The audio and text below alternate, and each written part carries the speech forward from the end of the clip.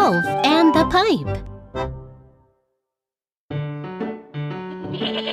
While a kid was grazing on grass one day, he became lost.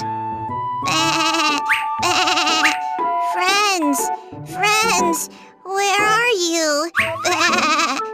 Hearing this, a nearby wolf quickly ran to the kid with his lips smacking.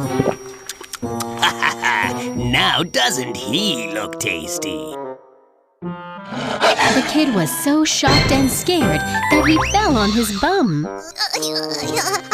Just a second, Mr. Wolf. Before you eat me, I have one wish, said the kid to the very hungry and salivating wolf. I would like to dance just one last time.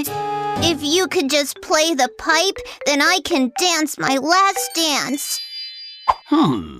No problem. I can grant you that wish.